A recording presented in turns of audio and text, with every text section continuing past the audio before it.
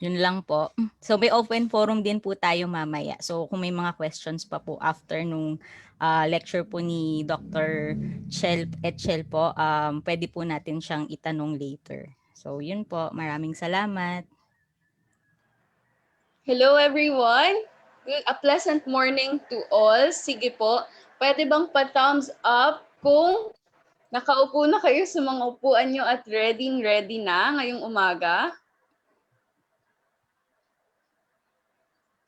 Ayan, may mga nakikita na akong thumbs up. Pwede rin naman, no, manual na lang. Dito na lang tayo mag-thumbs up. So, I'm MJ of the Gender Equality and Women's Human Rights Center of CHR, and we are happy to welcome you today to our webinar on gender fair language. So shortly, no, makakarinig tayo ng isang presentation, isang parang lecture from Professor Chel Chongson of the UP Center for Women's Studies. All right, so just an announcement now that we are also now live on Facebook. So binabati din po namin yung mga nag-review ngayon sa Facebook. So please, if you can, share nyo po yung ating live streaming today para po marami pa po ang makarinig sa ating presentation. And then as mentioned din kanina by my colleague, no, mamaya po ay meron tayong evaluation form. So yan po ang ating magiging basis para sa mga mag-a-ask ng certificates for today, which will be released after Holy Week.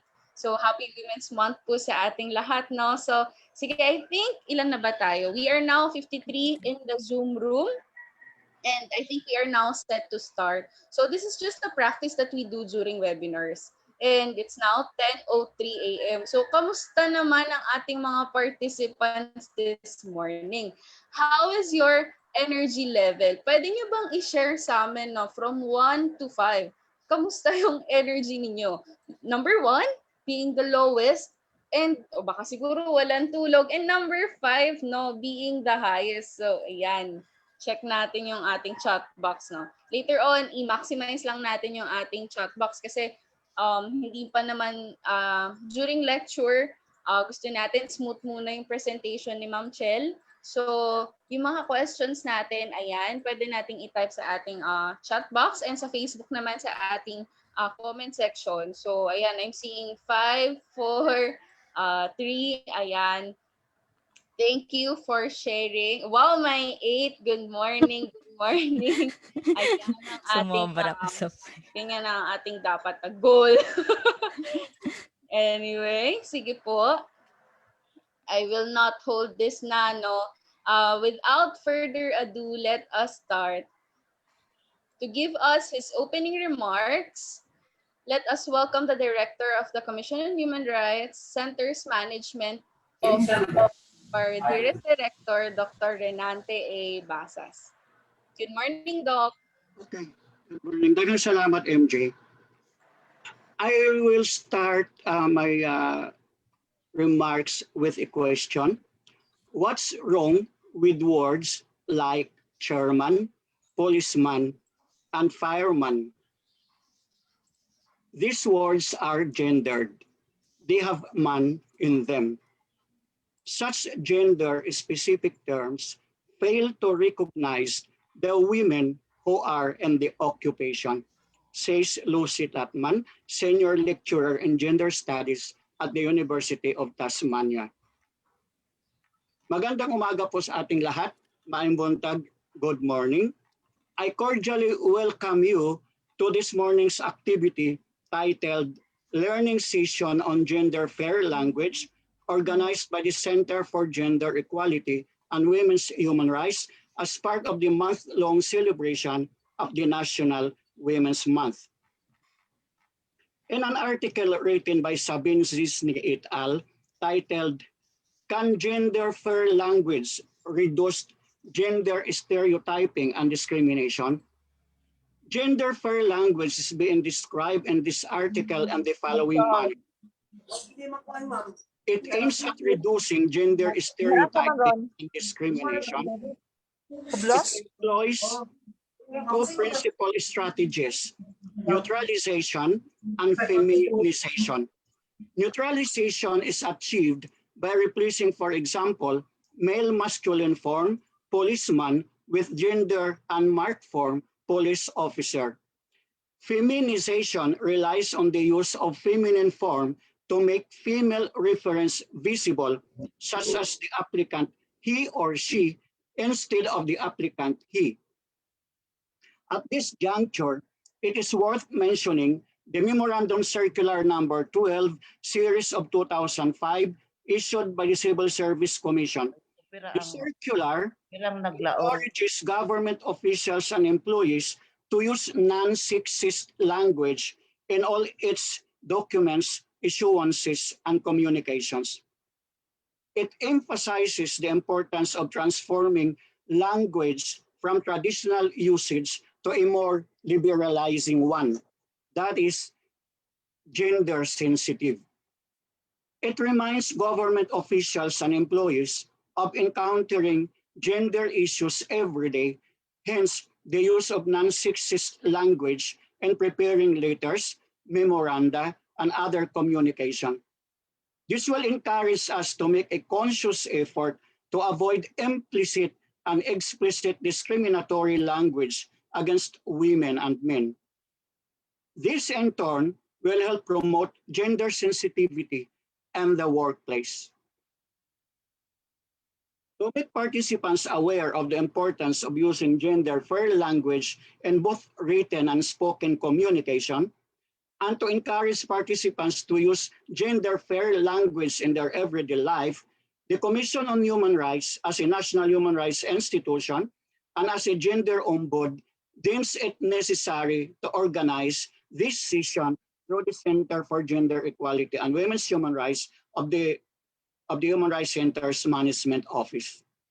On behalf of Commissioner Karen Gomez Dompit, the Focal Commissioner for Gender and Women Equality, I commend the Center for Gender Equality and Women's Human Rights, headed by Attorney Twyla, for organizing this session. I would like also to express my thanks and appreciation to our resource speaker, Dr. Excelsa C. Tongson, the Deputy Director for Training and Outreach, University of the Philippines Center for Urban and Gender Studies. Special thanks goes to our dedicated and unfaltering participants, the focal persons on gender and women equality from the central and regional offices. Again, welcome.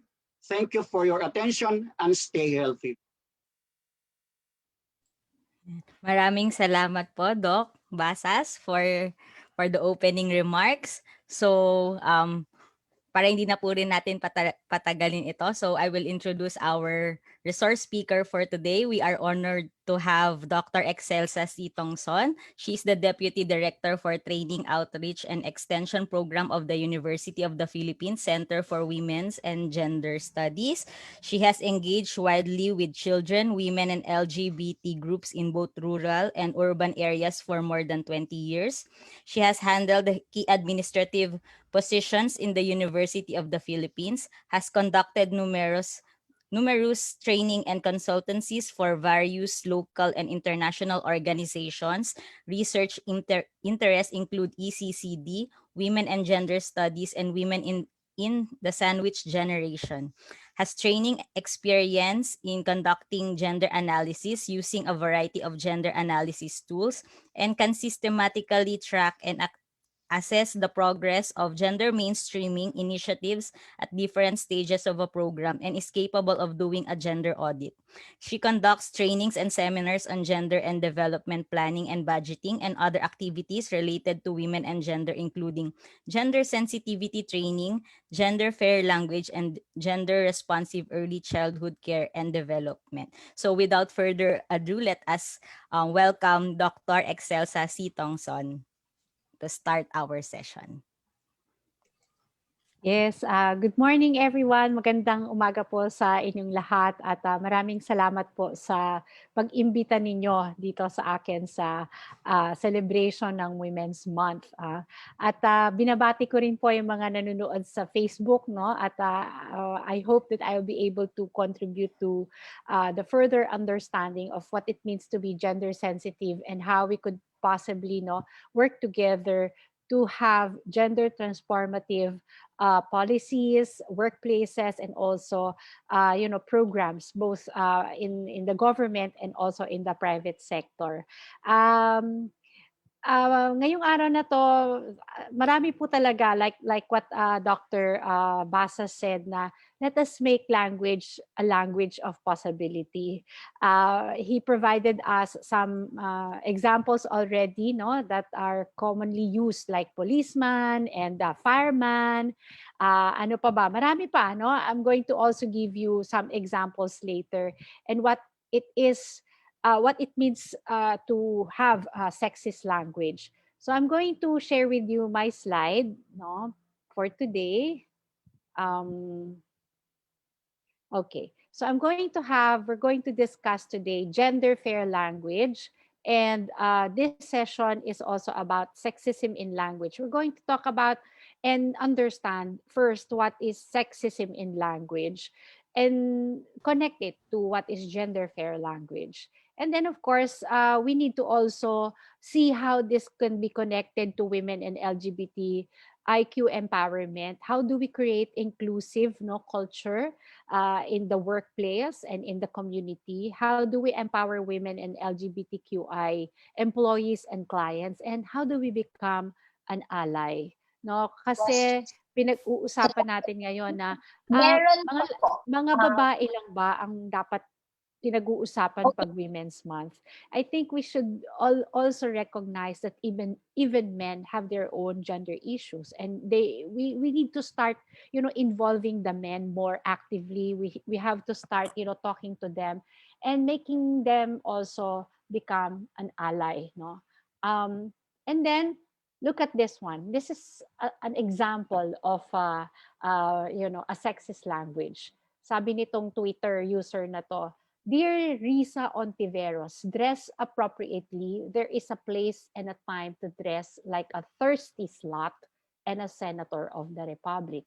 Have you experienced being called a thirsty slut?" Now, according to research, politicians, leaders, no, women leaders, those who have wide influence, no, they are more prone to be the recipients, or they are more prone to experiencing sexist language. So if you haven't experienced being called a thirsty slut, well, we are lucky not to be called that way. Bakit? Kasi pag titingnan natin, dahil ba maigsi ang suot ni Senator Risa Antiveros dito sa picture na ito? Dahil ba nakita yung kanyang legs, kaya tinawag siyang thirsty slut? So this is a classic example of a sexist language that women are always, subjected to double standards, and we are always, parang expected to wear quote unquote appropriate clothes. Okay? Kaya marami din yan victim blaming, kaya ka nababastos kasi maigsi yung damit mo, without realizing that it actually not in the way we dress up, no? Kasi kahit nga bata, kahit nga matanda, no, na decente, quote unquote, ang suot, ay nababastos din. So, the language that we use, the way it was encoded, and the way we were socialized when we were children, parang nagiging hindi natin napupunan na yung ginagamit pala natin ng mga salita ay isang sexist language na.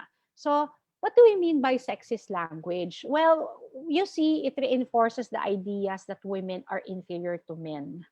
No, the bad words, no, that we are hearing, no, almost every day from someone we know, no. Yung presidente natin mahilig magmura, no, at minumura niya babae, no, grants men more power and higher social status. Women should be subject to moral standards differently.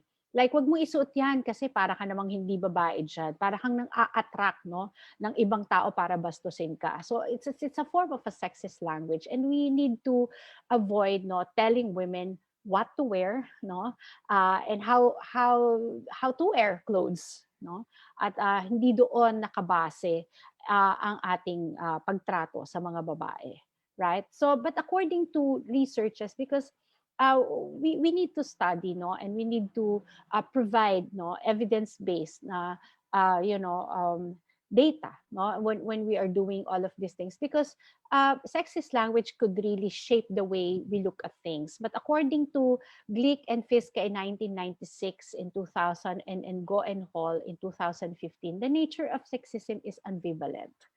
So pwedeng hostile yan. Ito yung tinatawag natin na talagang nakakasakit ng kalooban, nakakabastos ng kalooban, ano, like being called a thirsty slut, or kaya minumura yung mga babae. But there is also what we call benevolent sexism, that it portrays women being pure and warm. Therefore, they need to be taken care of. They need to be um, treated as fragile or incompetent or helpless through paternalistic affection. Parang ingatan natin yung mga babae kasi baka sila madapa, o kaya naman wag palabasin ng mga babae sa gabi kasi baka sila ma-rape or mabastos or what, without realizing that when we also expect the men to always take care of women, we are not recognizing the fact that men can also be subjected to harassment, and also they also have equal risks of meeting an accident, or being harassed, in public spaces. So we really need to remove this idea, and be aware of what sexist language, the forms of sexist language, and how sexist language can affect both men and women. So sexist language can be found, no, where are these manifested? It is in the verbal cues, no, and non-verbal use, yung malagkit na tingin, yung mga nakakalokong tawa, no, yung mga pahipo-hipo sa likod, no, yung mga pahawak-hawak, and this could be form also a form of sexual harassment. Okay, so verbal cues and non-verbal cues. Where is sexist language found? It is found in mixed gender interaction. For example, in an organization like the Commission on Human Rights, you have the diversity of gender. You have women, you have men, you have LGBT, no? So therefore, sexist language can be found, no, in mixed gender interaction. When men and women are together, they also have sexist language, no? Marami silang mga jokes dyan about other women or about other men or about, the LGBT community. Okay? And it is also found in interracial interaction and same sex and same race interaction. So when we are looking at these things, how did sexism become present in the languages? Well, language has been present ever since we were born, no? In fact, sa the moment pa lang tayo na na-conceive ng ating nanay, no, ng ating tatay, nandiyan na, iniisip na kaagad, ano ba yan, babae ba yan o lalaki? Bakit gigil na gigil tayong malaman kung yung bang pinagbubuntis ng isang babae ay babae o lalaki? Tapos may mga gender reveal pa tayo. Why are we, always going into this idea na kapag ka ang anak na pinagbubuntis are yung ipapanganak na bata ay babae, pink kaagad, no? At kapag ka yung mga lalaki, boy naman ay blue. At talagang even in social media, they would really, spend a lot of time doing gender reveal. So ganito na e-encode. And then when children are growing up, they would, always be associated with a certain color, blue for boys and pink for girls. So it is encoded in the way we use language, including societal gender roles. Na ito pang babae, ito kaya ito yung bibilihin ko. Ito pang lalaki, itong mga laruan na ito, kaya ito ang bibilihin ko. So we have been socialized in this manner, including the things that our parents and society also expected us to be and pursue, the kinds of professions that we will have in the future, even in fact the courses that we will take in college, na magkuhanin niyang kurso na yan kasi pang babae lang yan, o kaya mas bagay itong kurso na to kasi lalaki ka, no? So these things have been there, and I think we have to stop having these ideas that these types of professions or these types of things and objects, no, will only be appropriate for men or for women or for boys and girls. So it is really encoded in the way we were socialized. That's why sometimes, or more often than not, we are not aware that we are already using sexist language. That's why we need to, these types of discussions, these types of, talks, no, and discourse in order for us to become aware, no, of the sexist language. So understanding further, when we are talking about sexist language, we are not only going to wear our gender lens. Hindi lang gender lens ang sinusuot natin, kundi intersectionality lens. So pag titingnan natin, sexist language can be found in same-sex interaction. Pinag-usapan natin yun sa una.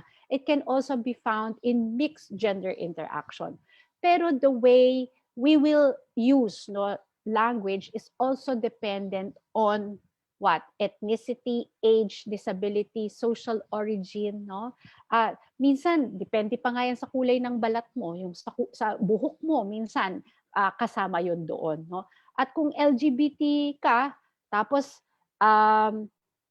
PWD or person with disability, this intersectional identities will also be influential in the way people will regard that person and the way that person will be labeled by the family, by society, and even the workplace. Okay, so kailangan nating tingnan itong intersecting social identities, okay, and see and interrogate the harmful impact of sexism when we are looking and using our gender lens and intersectionality lens. No, sexist language can be, these are some of the examples: unsolicited comments on someone else's body. Okay? Age, skin, color, disability, religion, and SOGI. Yung SOGI, sinasabi natin, it's sexual orientation, gender identity, and expression. So when we are talking about the weight of a person, like, ikaw naman, bakit naman parang ano ka ata, napabayaan ka ata sa kusina, no? Huwag natin siyang kuhanin or huwag natin siyang isama dito sa grupo na to kasi baka hindi yan makatakbo sa sobrang kabigatan niya. So these are types of sexist language. Insults masquerading as jokes, sex jokes, rape jokes, all of these things are sexist language. Okay, so devaluing women's and LGBTQI individuals' voice and views, comments that denote double standards, no? Like for example, ano ba 'yon? When for example, hindi ito pwedeng pang babae kasi mahina ang loob ng mga babae. So even if the view is very smart and all, but sometimes we devalue those ideas simply because of someone else's sexual orientation. So we devalue, o kaya wag natin siyang i-promote kasi babae yan. Or for example, devaluing women's ideas, no, a form of discrimination. Wag nating i-hire yung mga babae na kakakasal lang kasi mahaba na ngayon ang maternity leave. So we devalue, no, women's abilities, we devalue women's voices and even their opinions. Role stereotyping. So like for example, in some organizations, why do women always are in charge of food, no? Or for example, of taking the minutes of the meeting, right? Why are they always required to think of what the snacks would be for this particular event, no? Bakit merong gender role stereotyping? Or kaya utusan natin yung lalaki kasi mas mabilis siya kumilos kaysa sa mga babae. So these are role stereotyping, no? And then unmerited gender labeling. We should stop calling female employees as sexy, good girl, darling, sweetie, babe, etc., etc. That denotes what? Tinatawag natin na paternalistic no, yung tinatawag natin na benevolent sexism. So we're not supposed to call our employees, or especially the female employees, that way. Call them by names, and remember that it's important that we know the names and respect the way our employees want to call and label themselves, or the names that we want to that they want to use. Okay, so according to Dr. Quintanar, by the way, Dr. Quintanar was a former deputy director also, but she was also an English professor at the College of Arts and Letters in the University of the Philippines. And she wrote, no, gender fair language. It is now under review uh, by the Center for Women's and Gender Studies, because we want to come up with another primer for gender fair language that would also include the LGBTQI community, no, their needs to be recognized as well. So according to her, the kinds of sexist language could be uh, you know words or language that exclude women, that or render them invisible. For example, use of generic masculine and the singular masculine pronouns he, his, or him. So what are, and the terms ending in man? These are already discussed by Dr. Basas earlier. But let us take a look at some of the examples. So according to Dr. Quintanar, we use, you know, um, layperson or non-specialist instead of saying just man on the street, because we devalue women and we make them invisible when we say man on the street, or when we say woman on the street, we also make the man invisible. Okay, so manhood, womanhood, so when we say womanhood, we make man or the men invisible. So instead of saying just manhood or womanhood, let's say adulthood, because regardless of whether you are a male or a female, regardless of your gender, you undergo adulthood or maturity. So ito, usong-uso to, manpower services. When we need to hire people, we will go to a manpower service organization. Pero makikita mo naman na nag-hire din naman sila ng babae doon. Meron mga aplikanteng babae. So, instead of saying manpower, why not call that particular company human resources, staff, or personnel? Minsan nga, doon sa mga activities natin, di ba, lalagay natin yung mga persons in charge. Tapos lalagay natin doon manpower. Tapos titingnan natin, ilan ba yung kailangan? 5 females and 5 males. Bakit manpower? Pero sa totoo lang, mas marami naman talaga yung babae doon. So instead of saying manpower, you use human resources, staff, or personnel. Ito, chairman. Yan. Even in the University of the Philippines, we're used to saying that the department chairman, pero pagpasok mo naman ng opisina, babae pala siya. So we devalue now the idea that women or females can be heads of offices. So, congressman, congresswoman, ano kaya sa tingin ninyo ang dapat tinatawag sa kanila ngayon? Mabentang-mabenta ang ating mga itong ating mga lawmakers na yan. Ano? Pero I think we should avoid saying words ending in man or woman. Freshman, yan. I'm going to show you the use, the appropriate use. So instead of saying chairman, chairperson. No? Representative pala, hindi pala representation. Sorry po, representative yan. Representative, for example, Stella Kimbo. No? Instead of calling her congresswoman, representative po yun. Wrong spelling po yun dyan. Okay, no? Freshman, ito sa mga academic institutions, sinasabi natin, freshman. Pero we are, have students who are both males and females. So instead of saying freshman, freshie, first-year students, right? And then, sinasabi din nila na pwede, yung Oxford Dictionary, fresh person, pero parang awkward sabihin na fresh person siya. So I think in UP Diliman, for example, we are already using the word freshie. Okay? Policeman, police officer or law enforcer, firefighter, and then construction foreman, we can say construction supervisors. Because there are construction supervisors now who are also females. Okay? So the singular masculine pronouns he, his, or him. Why is it that when we are using, or issuing memos or manuals of operations, why is it that the default is always he, his, or him? Even if that particular document is actually also will be used by the female employees. And we have to be careful about using he, his, or him, because gender non-conforming individuals, some LGBT individuals cannot relate even to the she or her or the pronouns, no? So we have to be very careful about these things. So sabi ni Dr. Quintanar, who happens to be an English teacher, you just have to remove his, no, or transform the sentence into plural to make it inclusive. So instead of saying each participant must present his ID badge, all participants must present their ID badges.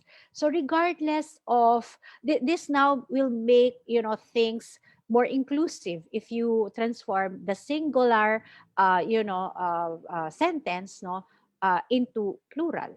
Okay. So, yan. So, ito, for example, language that trivializes women or diminishes their stature. I remember in elementary, no, we were required by our English teachers to memorize, no, the female nouns and the female, the male nouns and the female nouns, no. So, waitress, directress, stewardess, actress, no. So, Dr. Quintanar suggested, removing all of these things, the feminine quote-unquote suffixes, and use service crew, food server, no? Directors, can you imagine, Dr. Natalie Verceles being called Directress Natalie, Directress Nazi. Ako, Deputy Directress. Hindi na po natin ginagamit yung Directress, no? Kasi it trivializes women. And stewardess, what do you think is the appropriate term for stewardess? Now, more inclusive, more gender fair. Ano po? Flight attendant or cabin crew, right? Actress, just actor. Okay? So tatanggalin na po natin yung mga feminine suffixes doon because we want to make the language of possibility. Tama po, si she, flight attendant, no? Or what? Cabin crew. Ganyan na po yung tinatawag because we know for a fact that while we, yung stewardess kasi dati, kaya siya stewardess, naka-associate na naman yon doon sa idea na women are more capable of providing service and serving, food. But we know for a fact that the airline industry, they also have male, no, cabin crews. Okay. Now, next. So, sexist language that fosters unequal gender relations. Why man and wife? Why not husband and wife? Men and ladies. Why? Why men and ladies? Why not men and women? Ladies, when we call ladies, no, and gentlemen, no, medyo ano ibig sabihin nun? Naka-associate yun doon sa ating traditional gender roles that ladies should be prim and proper, that ladies needed to be well taken care of compared to men. Pabayaan nyo na yung mga lalaki, kayang-kaya na nila yan. Without realizing that even women can, take care of themselves. And in fact, in the Philippines, we have an increasing number of female-headed households. Okay, meaning to say they are capable of deciding for themselves and for their whole family, and they are also capable of providing economically for the entire family. So let us just avoid using men and ladies. And to make it more inclusive, no, why not call, instead of saying man and wife, spouse? No, recognizing that in other parts of the world, marriage equality is already acceptable. So, paano? I pronounce you man and husband and husband or wife and wife. Hindi po nila ginagamit 'yon in countries that have marriage equality already. Sa Pilipinas, medyo matagal pa ang ating tatakbuhin diyan, kasi alam naman natin na meron tayong kailangan pang gawin pagdating sa ating constitution or basic law of the land. But instead of using husband and wife, why not use spouse, no? Kasi yung spouse pwedeng babae o lalaki yan. Use of the terms that call attention to person's sex in designating occupations. Delivery boys, motherhood. Yan. Bakit laging merong doong nakalagay na nakadenote na sex? No, why is it bakit di natin pwedeng gamitin, no? Gamitin natin engineers. So regardless of whether that person is a male or a female, they are engineers. and they are, capable of doing their job because they were trained to do their job. Okay. And then bakit female architects? Why do we always highlight that idea? Why not call them just architects? So male nurse, male OB-GYN, no? Pag kinalagyan natin to, for example, the male OB-GYN, they are discriminated in many, many ways. Kasi mayroon na kaagad mali siya na ididikit doon sa kanyang profesyon. Doktor yun eh. So, nag-aral siya. Bakit ayaw nating magpatingin or dinidiscriminate natin ang mga male OB-GYN? Kasi meron na tayo kaagad idea nung idea natin ng sexist language ito. Okay, female soldiers, male lawyers, no? Mas gusto ko yung female dentist kasi mas magaang ang kamay. Ay, sexist language na po yun. Okay? So, we are trying to put this into the consciousness of people because regardless of your sex or gender, you are capable of doing your work because you have proper training to do your job. I would also like to highlight motherhood.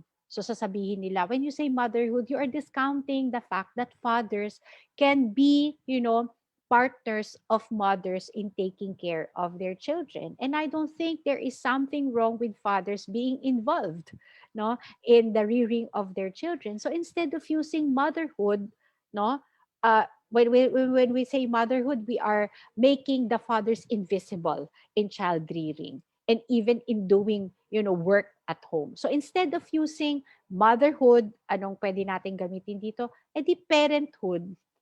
Diba? So, we are also becoming we are accepting also the fact that even LGBTQI individuals can be parents, no, of children, no? So, iwasan na natin yung pagde-denote ng person's sex in designating occupations or jobs or even careers, no? Delivery boys o delivery girls naman. Hindi po, delivery crew. Okay? And then kapag ka sales lady, bakit sales lady? Di salesperson. Yung mga ganyan. So, iiwasan na po natin yung ganyang attention to someone's sex when we are denoting the occupation. Okay, language that disparages and marginalizes women or persons of another gender. No? Minority women, the better half. Why do we always refer to wives or better half? No? Wife na lang or spouse. That would be more appropriate. No? Minority women, ethnic women, if you want to call it. Minority, parang, kokonti lang naman sila, hindi natin sila papansinin. So these are types of sexist language that we have to avoid every day, both verbally and in writing. That's why we have to be very careful about the kinds of memo, the kinds of ano pangalan nito, yung ating mga operations manual sa ating mga opisina. We have to be very conscious whether or not we are using gender fair language. Why we need to have gender fair language? Yun na, sinasabi ko, uulitin ko ulit that we need to make language a language of possibility. No? As a response to structural asymmetry, di naman talaga pareho yung trato ng babae at lalaki, pati ng mga LGBT, no? Parang may pagpapabor parate doon sa mas women and LGBT individuals have been treated as secondary only to men. So we need to always be aware of those things, and it also aims to reducing gender stereotyping and discrimination through neutralization and feminization. Neutralization being neutral in the language that we are using. No? And then, of course, ito, sasabihin natin, like for example, myself, I am married, so I don't mind being called Mrs. Thompson outside of, what you call this, outside of the university, outside of the academy. But I know of some friends who are married who don't want to be called Mrs. or even Miss. Ayaw nila ng title. And then some trans individuals, no, yung mga trans men, trans women, ayaw din nilang tinatawag sila minsan ng miss. So another term that we can use is MX or mix, no? So we have to be aware of the terms that gender non-conforming would like to use to describe themselves. Okay? So sasabihin niyo siguro, yung mga binigay mo naman na sa akin, Chel, na binigay mo naman na mga examples ay English teacher ang nagbigay. At saka pag nagsusulat kami ng memo, English naman. Pero we have to also ask ourselves, is sexism present in the Filipino language? And for a fact, the answer, alam niyo yung sagot dito, yes, it is present in the Filipino language. In fact, ang dai-dai nating examples dyan. Okay? So, ano yan? For example, babae kasi, lalaki, kasi lalaki. Para bang, alam mo yon, binibigyan natin ng rason yung lalaki. Yeah. So, babae kasi. So, chicks, baby doll. Pag tinignan nyo, chicks ang comparison doon ng agila, mas malaki kaysa sa cheeks. Diba? Parang malaki siya. No?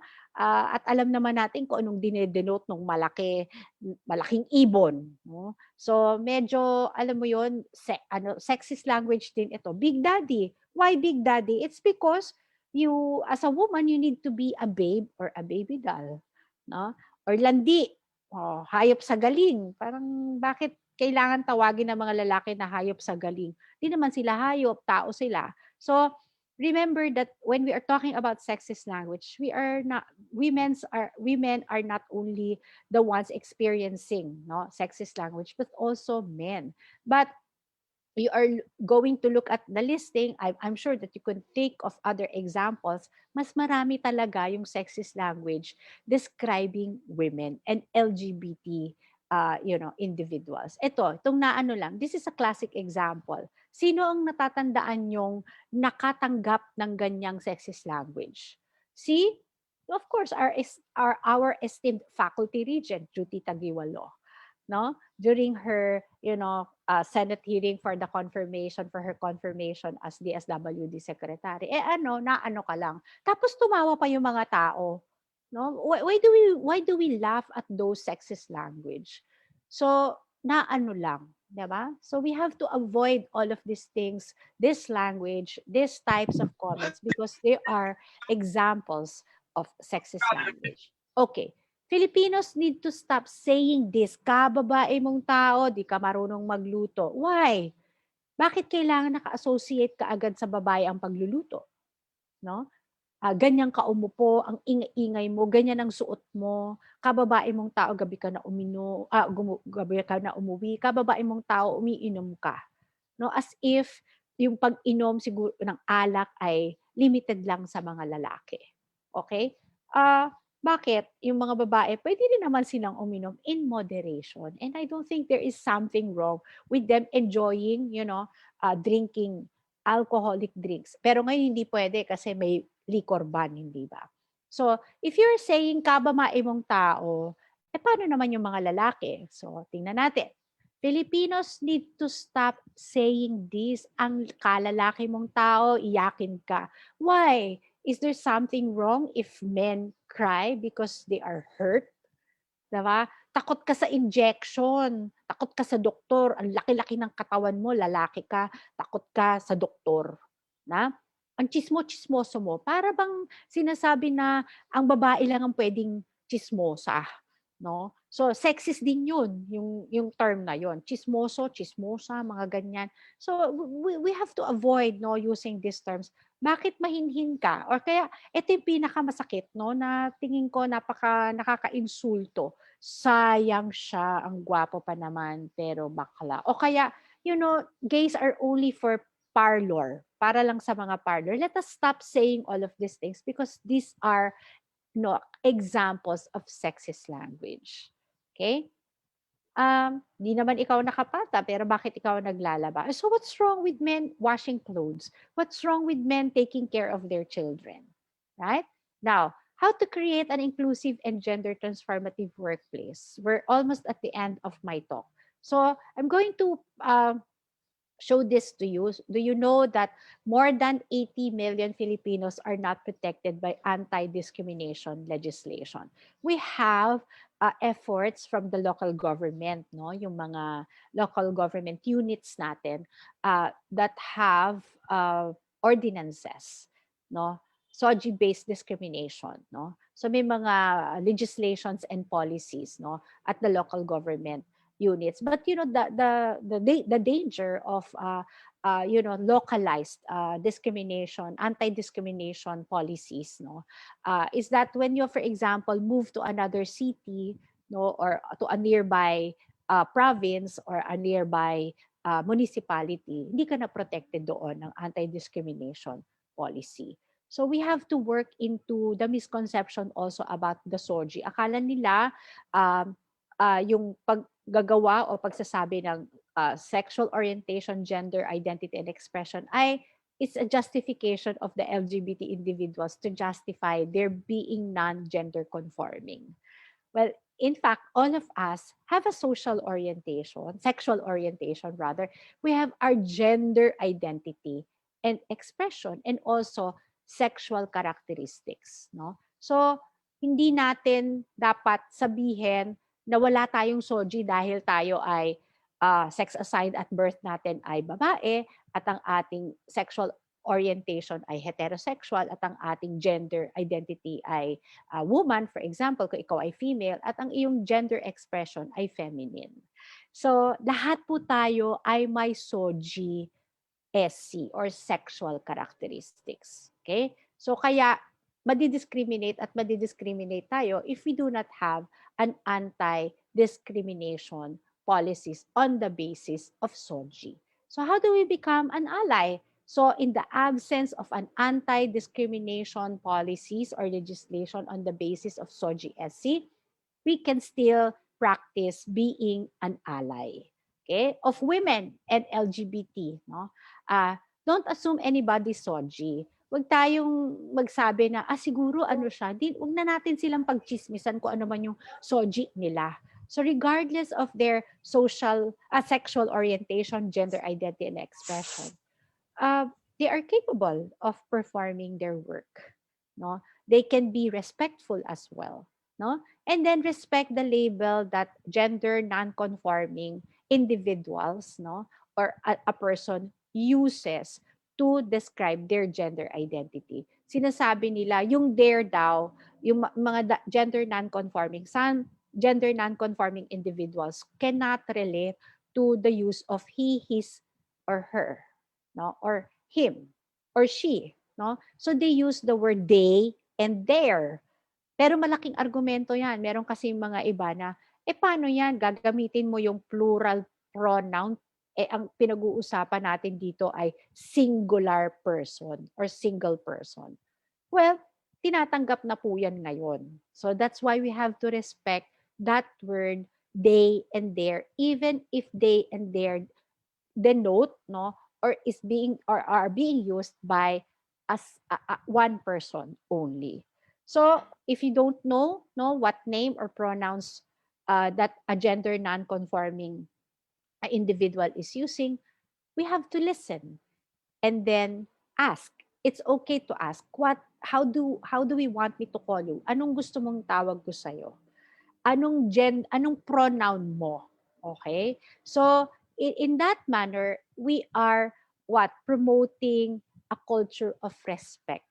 Okay? And then, eto, napakahalaga nito. Don't ask a transgender or gender non-conforming person what their legal name is. Ano po yung legal name? Ito po yung nakalagay sa ating birth certificate.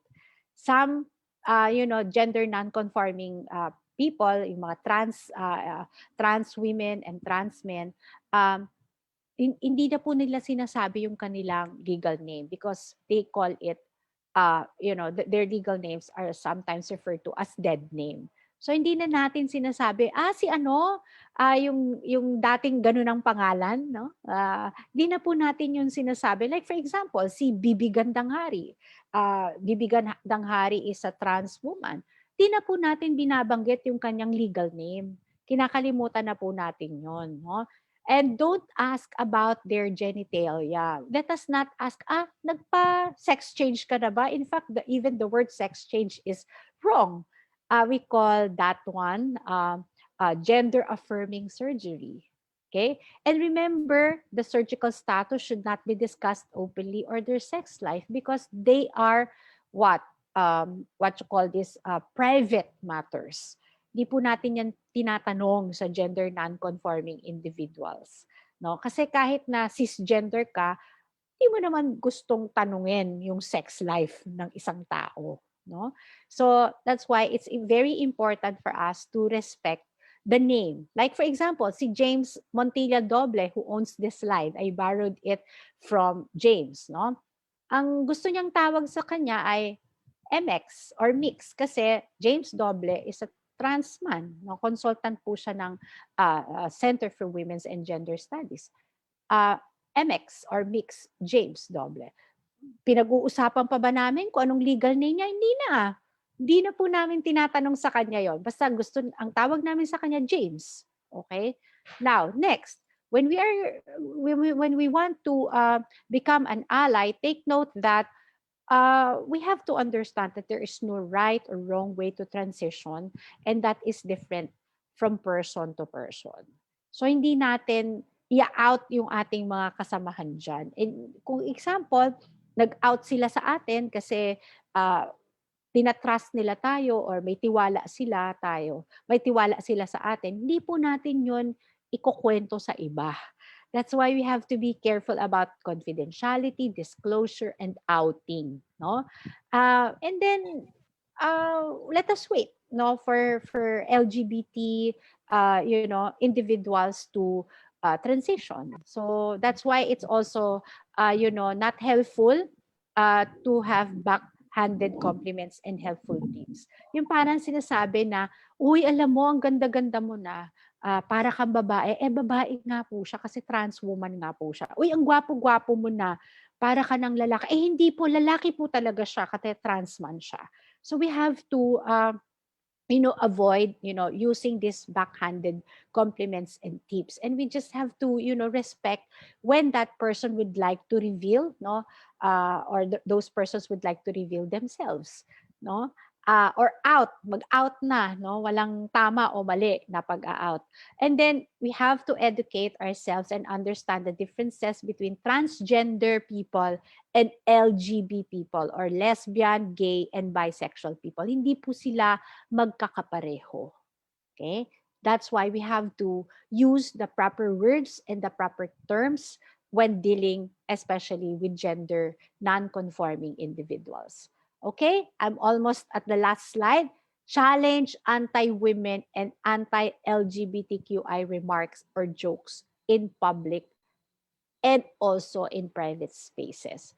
Okay? So parang imbis na tumawa tayo sana nung sinabi kay FR Tagaywalo, no, Secretary Tagaywalo, ano ka lang.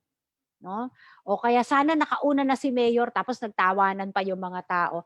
We have to challenge those types of language. We have to challenge anti-LGBTQI remarks and jokes.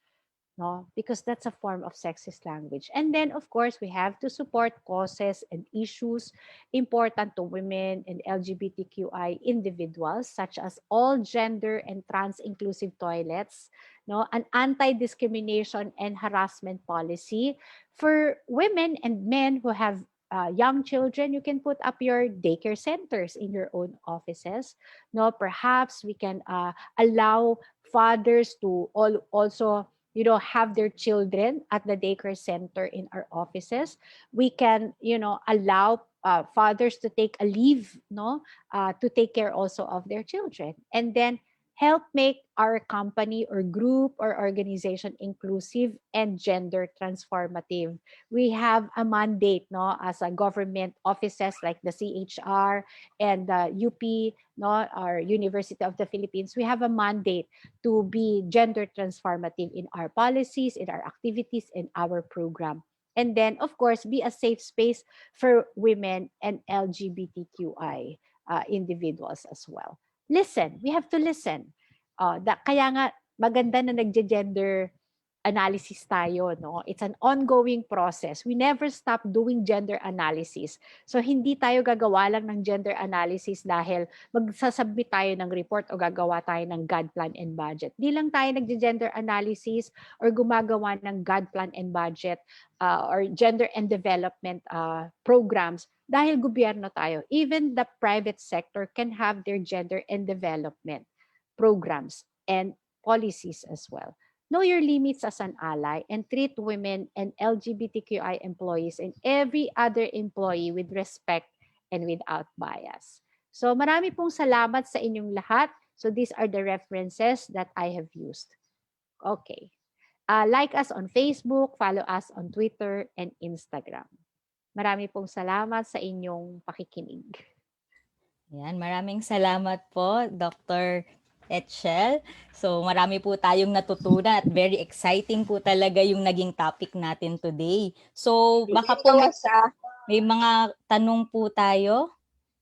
So meron po bang mga questions na gustong itanong ng ating mga participants? Ako, Karen, habang nag-iisip sila. Sige po, Attorney Toy, go ahead. Hi, Ma'am Chel. Thank you so much sa iyong presentation. And in fact, nasa 89 yung nasa Zoom room. Proof that malaki yung interest na sa gender fair language. So I'm curious, you mentioned kanina na si Ma'am Quintanar already developed a gender fair manual or handbook. Yes. Meron na ba tayong currently more updated and may timeline ba na ma-update na yung gender fair handbook? And is there a handbook adopted by CHED, or would you know na may ganun na ba na disseminate ng CHED or even UPCWGS? Because I think a lot of interest, they are also coming from our regions na nag-i-engage sa mga educational institutions and naghahanap ng resources on gender fair language. Yes. Yes, Attorney, maraming salamat sa comment mo at pagtatanong. No? In fact,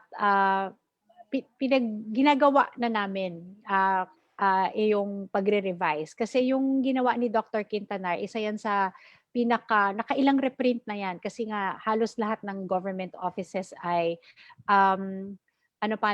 kailangan yun, no? Pero kasi yung limitation nung kay Dr. Quintanar, women ang nakalagay. Hindi pa natin na-i-include yung LGBT, no? Lalo na yung mga sa gender non-conforming, no, individuals. Kaya nga yung comment dito ni Attorney Twyla na I'm still learning, getting used to they and their. Oo. Talagang nakakagulat kasi, di ba, we were taught also by our English teachers na you use the singular pronoun pag singular, yung or isang tao lang, no. Kaya nga nagkakaroon ng malaking complications diyan kasi parang sinasabi nila, wrong grammar yun no? Pero sa kasi, tinatanggap na yan dahil yun ang respeto natin din sa LGBT.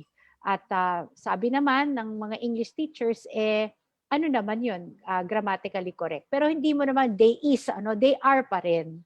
No, they are pa rin.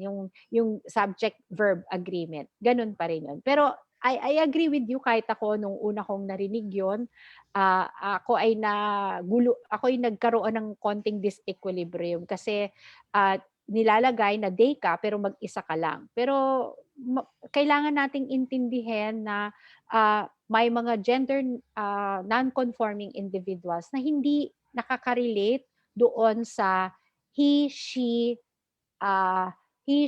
him, at her, or his. Okay?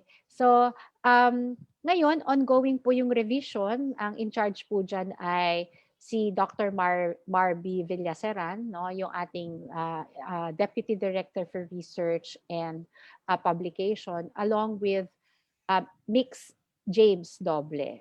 Kasama din po ako doon kasi yung mga tanong na nakakalap namin sa gender fair language lectures and also the other communications na ibinabato din sa training, no, departmental training unit, ay nakakatulong kung paano namin gagawin yung pag-revise ng primer ni Dr. Quintanar.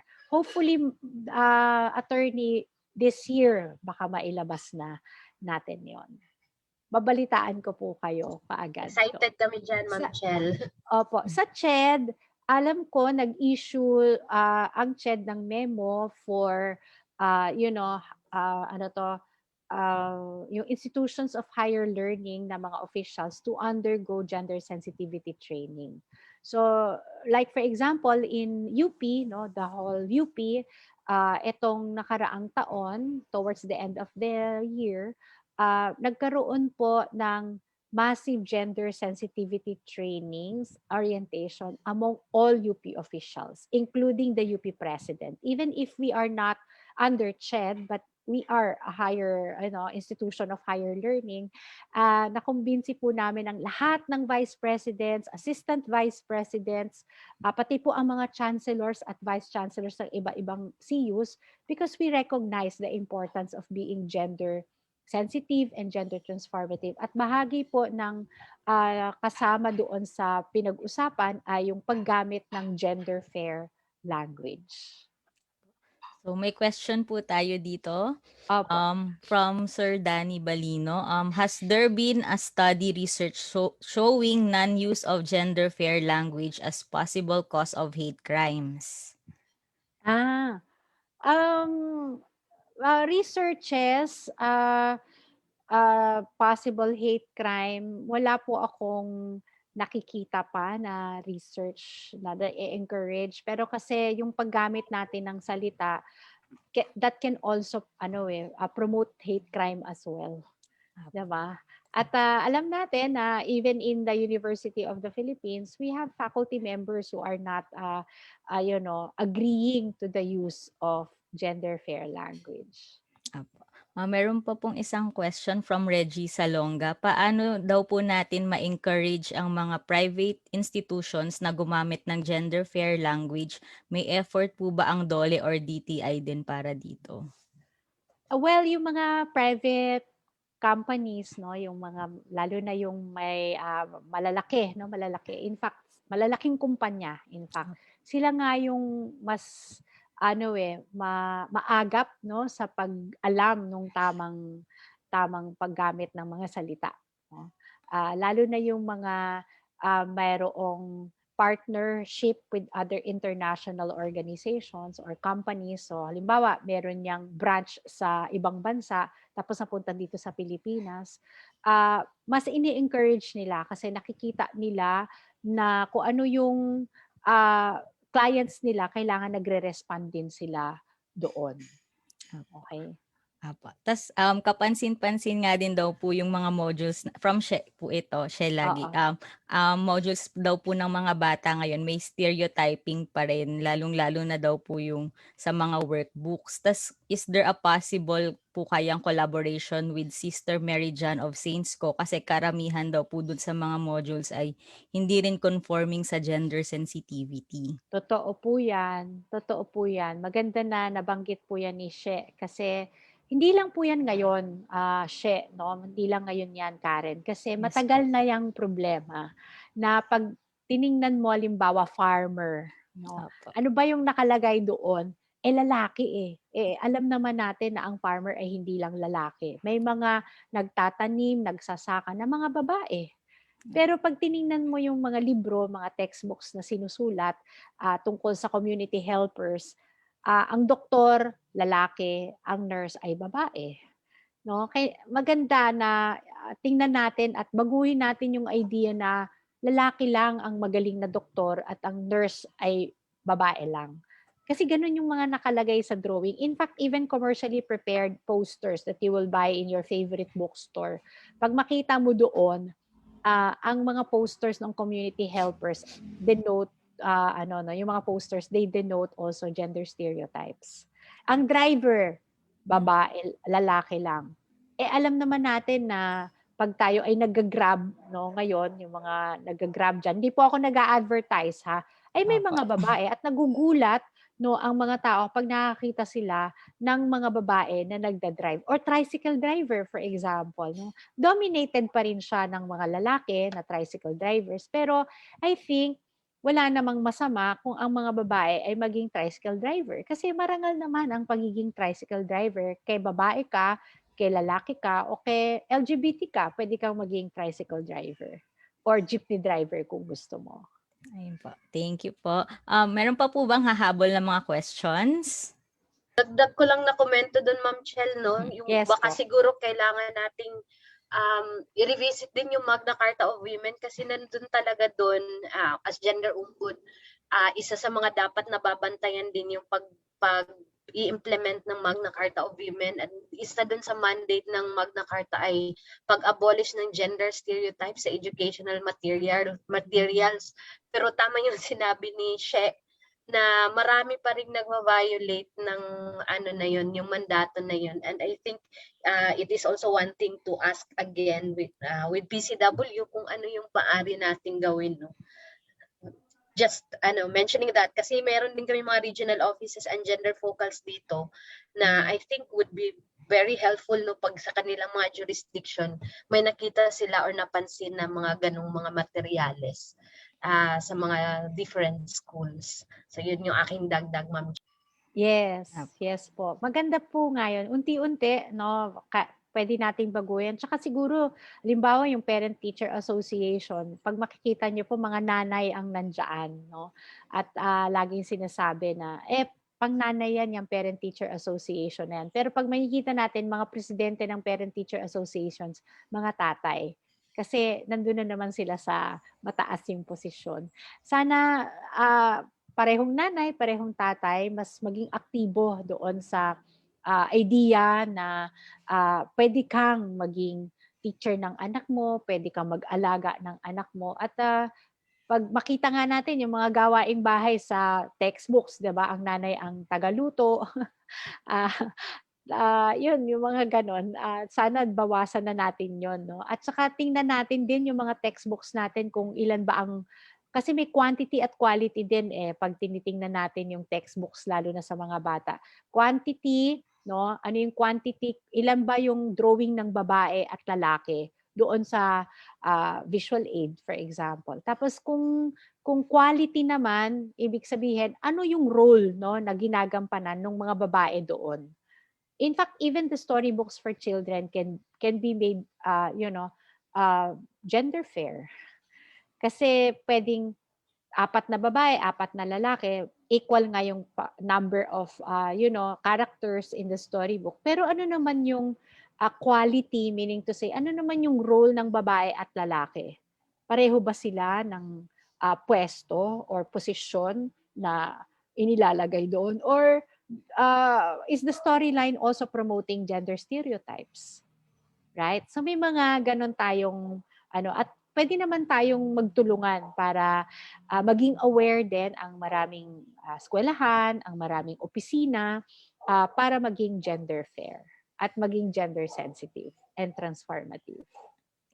Thank you po, Prof. Shell. May comment dito si She. Ang hirap po kasi magturo daw sa anak kung nagko-conflict ang sinasabi ng magulang sa nakikita sa textbook. Minsan mas naniniwala din yung bata kay teacher kaysa sa parents. May got siya. Okay po. Kaya maganda po sana na anuhin natin, no?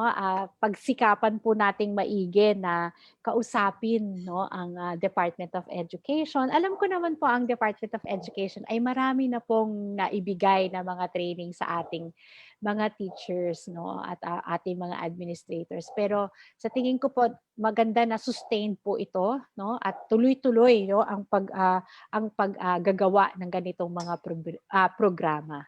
Oo. So, same din yung comment kanina, naka-private lang si Russell, sabi niya, sana may mga training pa na regular for gender fair language sa mga teachers din in both English and Filipino, and we agree dun sa comment na yan. And Ma'am Shell, marami pong nagtatanong dito na is it okay with you to share your presentations from our region and also from other government offices? Pwede po.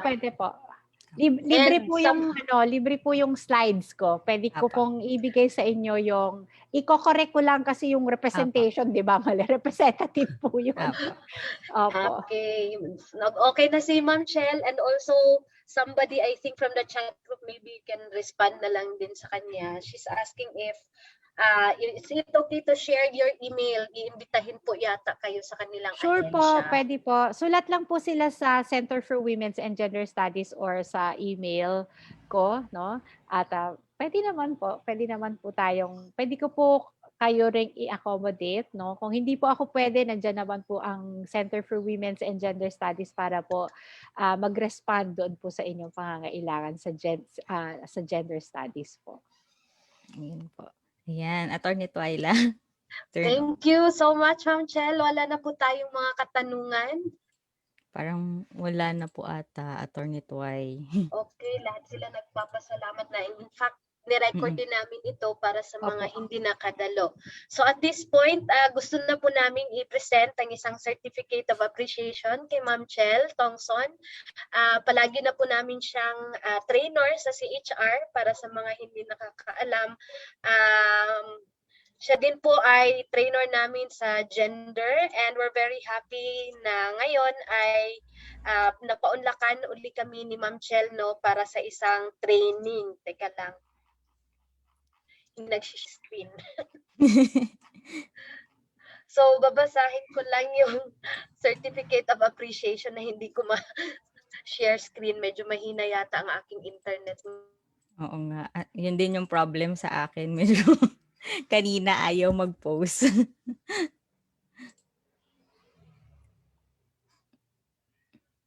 Attorney Twy.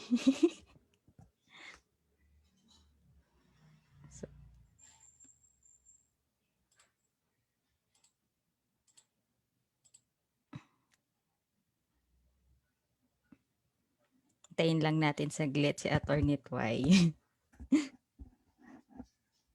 Attorney Twy, maybe you can try. Off mo muna yung video mo. Ay, naku, ayan. Nakabalik na siya. Kabalik na siya. Ayan. Sorry po, nag-crash yung aking computer kanina. But I'm back. So, yun na nga po, we are expressing our appreciation and thanks kay Ma'am Chel Tongson, no, for sharing her time with us today as our speaker. So, ito po yung aming Certificate of Appreciation to Dr. Excelsa C. Tongson for being our speaker and for giving for her valuable contribution as resource speaker during the lecture on Gender Fair Language held via Zoom on March 24, 2021. Ito po ay pinirmahan ng aming commissioner, si Commissioner Karen Gomez Dumpit. So lahat po, bigyan po natin si Ma'am Chel ng isang virtual applause and virtual hug celebration. Yan. And with that, no, bago ako magsasarado, salamat na marami. Picture muna pala. Magpipicture po tayo sa ating mga attendees sa Zoom room na ito. MJ, sabayan mo ako. At mukhang ang ating computer ay medyo mahirap wait lang. Nagbubukas pa po. Apo, pag-open po ng ating mga camera po. Yan. Wait lang. Yun, gallery view. Okay Cute po. ng pusa. Okay. Wow. So, Wait pabukas lang po namin ng camera. mag-on ang Yung mag-load camera ng rin iba. ating mga icons. Opo. Wait lang natin. Mukhang magbubukas pa yung iba.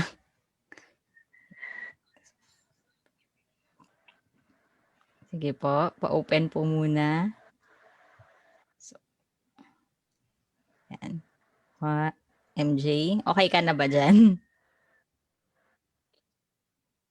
So, start muna ako sa first page. Nag-picture ka din? Magpipicture pa lang. Naglo-load pa kasi. Okay, so, yan. Sige po. Sa first page muna. 1, 2, 3. Lang po natin. So, next page, page 2. Wait lang. 1, 2, 3. So, 4 na page po ito. So, yung iba hindi pa yata naka-open.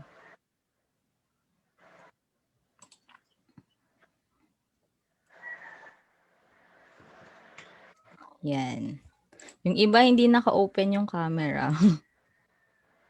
Okay. Ayan. Okay, thank you so much, Karen. Thank you so Sige much, po. MJ. Closing na tayo, Karen, no? Apa. Thank you, Ma'am Chel, again, sa walang sawang suporta. And thank you sa UP Center for Women and Gender Studies.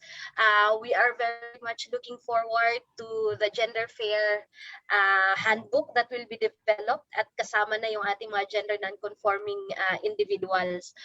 We thank as well our central office participants today, and also our regional office participants, and also participants from our partners, ating bantay karapatan ng mga kababaihang may kapansanan, strong presence from CDO. We also have NCR BKKK members today. Also, of course, our partners from different agencies. Importante ang lingwahe, as pointed out by Doc Basas and as shown by the presentation of Ma'am Chel. Araw-araw, as advocates, no, we have to confront language, and we also have to examine ourselves how we are also guilty of sexist language, even at times na hindi natin napapansin. So it's always a learning process for us as advocates to be able to see if the output natin, ating mga written documents, are we guilty of sexist language? Are we guilty of invisibilizing yung mga contribution ng kababaihan? And are we also reinforcing stereotypes? So yung mga sessions na ganito, very important. And I think siguro, Ma'am Michelle, yung isa na maganda na nangyari with this Zoom trainings is that it makes it more accessible to many individuals. Before, magti-training tayo face-to-face, mas maraming opportunities ang central office because we have access to experts. Kapitbahay lang namin yung UP Center for Women and Gender Studies. And it also disadvantages a lot of our regional offices, no, and also other mga offices na malayo sa Metro Manila. But with Zoom, nagkakaroon ng access, marami yung nakaka-attend sa ating trainings, and I think it really helps as well in advocating for gender transformative workplaces and policies. So hopefully tuloy-tuloy lang po, and we really recommend sa mga ka-offices na iba dito and also in our regional offices, reach out sa UP Center for Gender Studies. No? Ang gagaling ng mga speakers at palaging maraming eksperto na makakatulong sa atin. Hindi lang for Women's Month, no, na maalala natin sila, but throughout the year. And when we plan, we are able to include as well in our plan gender fair language, gender sensitivity, and other GAD training. So yun lang po. Maraming salamat at salamat sa pagdalo sa session na ito. Ma'am Chel, thank you again. Doc Maraming Basas, salamat po ulit. Thank you po sa lahat. Congratulations, Karen and MJ, for organizing this very successfully. Ma'am Chel, baka may announcement kayo na mga event pa sa UPCWGS. Meron ba kayong ito-plan? So far, patapos na kasi yung Women's Month, pero magkakaroon kami ng Social Solidarity Economy training, pero mga May pa yon kasi we're still developing it and we're going to use the Moodle, Dakila Moodle na. Doon na siya gagawin.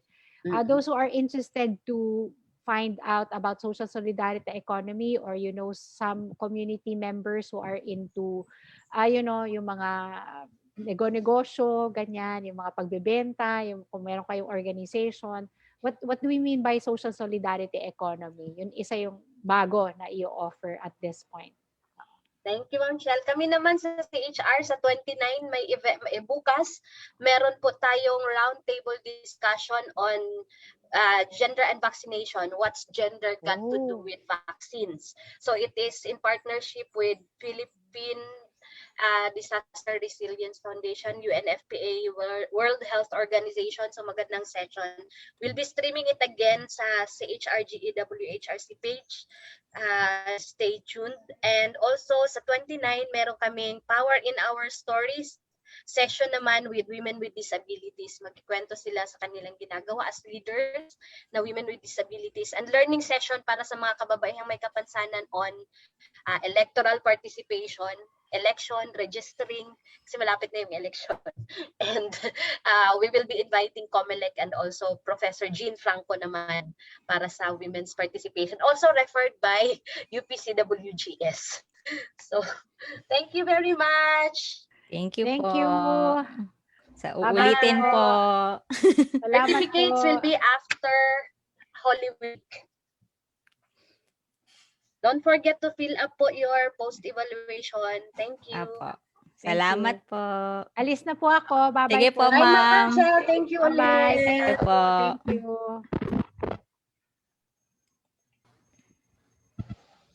Thank you. Thank you. GEWHRC. Talipay. Kasi. Why? Naunahan kita. Yung Oo. ano ba? Yung vaccine nga. Oo. Diba? Kasi pwede ba kasama din yung mga BKKK din? Invite natin bukas.